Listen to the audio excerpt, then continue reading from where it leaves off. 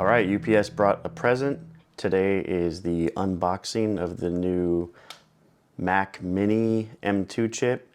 I got the baseline one, no upgrades. I wanted to keep it super budget to replace an old 2015 MacBook Pro, so I felt like it would be an improvement no matter what. Let's open it.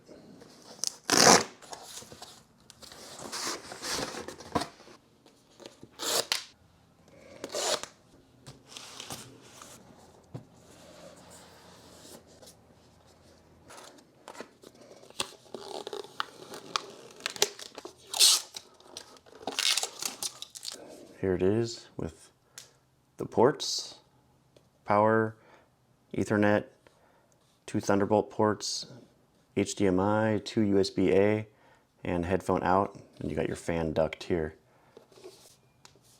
I'm going to be putting together a new desktop setup video to accompany my last one that will show this in place of my MacBook Pro that I'm currently using.